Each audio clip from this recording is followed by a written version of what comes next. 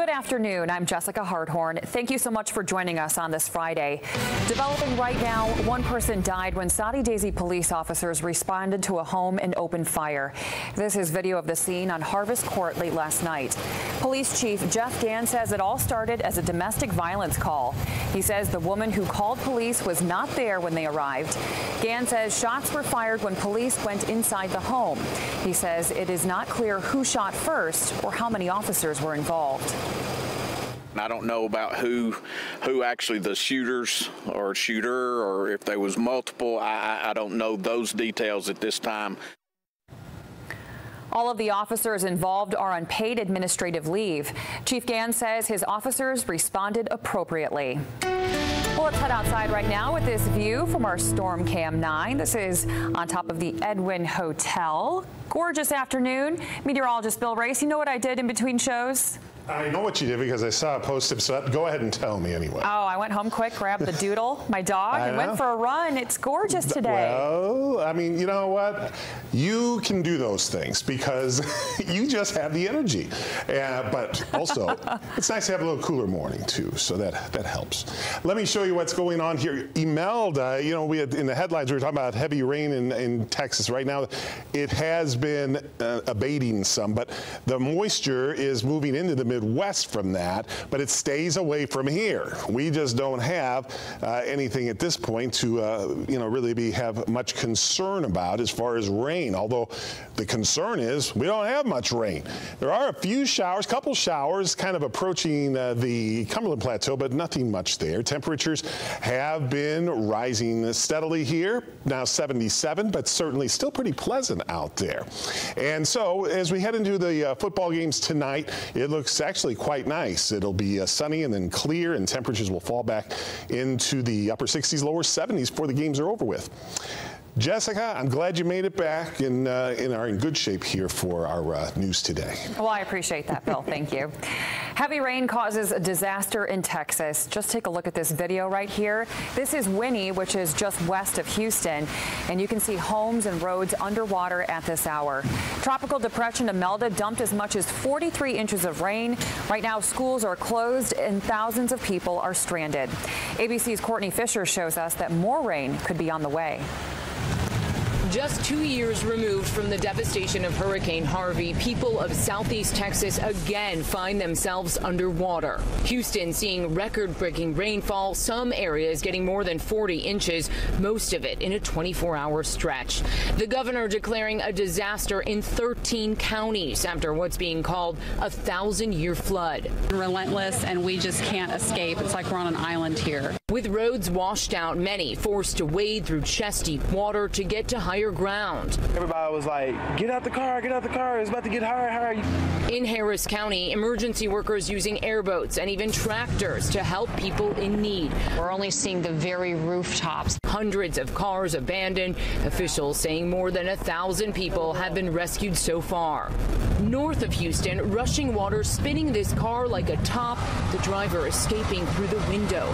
This high schooler jumping into action, saving a mother and her toddler when their car began to sink in a ditch. One driver tried to force his way through the flooding and was killed. With so many roads impassable, parents separated from their children, schools forced to hold them overnight. 50 roads across the city are still closed because of flooding, including this major cross-country interstate, I-10, closed after 2 barges got loose during the storm and hit the bridge. For now, reporting from Houston, Courtney Fisher, ABC News. And ABC News is also reporting at least 2 deaths from the floods. Tennessee American Water Company is answering a big question for its thousands of customers affected by the water main break last week. How will it affect your wallet? Well, Tennessee American says there will not be any billing adjustments or claims for customer reimbursement due to this break. Lee Davis, the attorney who filed the lawsuit against TAWC, responded to the company's statement saying, quote, "We demand accountability as to what happened, why it happened, and how we can be sure it won't happen again." To read the latest developments, you can always head to our website. That's newschannel9.com. Deputies say a woman caught on video stealing from cars is now in custody. The Bradley County Sheriff's Office arrested the juvenile. She's charged with more than 40 counts of auto burglary and several thefts. Deputies say that she's an associate of this man right here, James Edward Polk, and he's accused of 20 felony counts of auto burglary and 10 counts of theft. Deputies believe the thefts happened September 5th in the Tasso community. Deputies say that none of the stolen property has been recovered. Still ahead this morning, new developments in the showdown between a whistleblower, the White House, and Congress. Find out who sources believe was behind the phone call.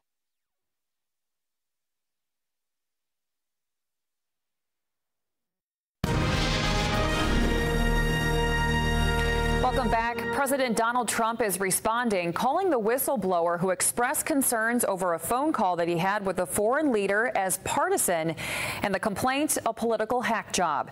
The phone call was with a foreign leader, and it was first reported to the Washington Post, who says the concern was over a promise made and it involved Ukraine. ABC's Serena Marshall has more from Washington. It's a call between the President of the United States and a foreign leader about Ukraine. Sources tell ABC had one intelligence whistleblower so concerned, the person turned to the agency's watchdog to report it. This morning, President Trump responding. It's a partisan whistleblower. I shouldn't even have information. I've had conversations with many leaders that are always appropriate. The whistleblower is still unknown, but according to the Washington Post, they were concerned over a promise made to that leader, and the Inspector General deeming it as, quote, of urgent concern that might require a notification of Congress. Leading up to that complaint, the president has spoken with roughly 5 foreign leaders, including Russian President Vladimir Putin and the recently elected Ukrainian president, to congratulate him on his recent election. The Ukrainian president's office had noted the two also spoke about investigations into corruption cases that have hampered interaction between Ukraine and the USA. That has Democrats concerned the complaint is related to pressure the president and his personal lawyer, Rudy Giuliani, may have placed on Ukrainian officials to investigate alleged ties between former Vice President Joe Biden's diplomatic efforts and his son's business ventures. Overnight, Giuliani at first denied those allegations. No, actually, I didn't. Then seconds later, admitting he did just that. So you did ask Ukraine to look into Joe Biden? Of course I did. You just said you didn't. That whistleblower material must be made available to Congress. The failure to do so amounts to a cover-up. The administration argues they don't have to, in part because the call contains confidential and privileged information.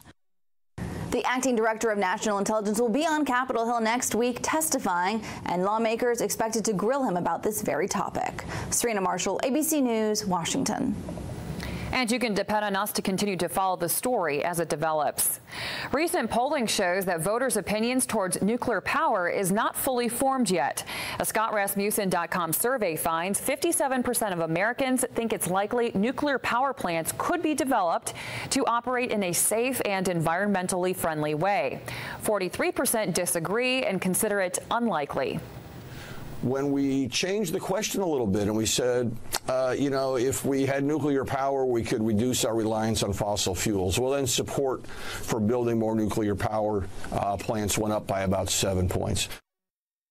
72% of Republicans think it's likely that nuclear power plants can be safely developed, and that view is shared by 54% of Democrats and 48% of independent voters. A flaw in Apple's latest iPhone software could expose your personal information when the company plans to fix this problem.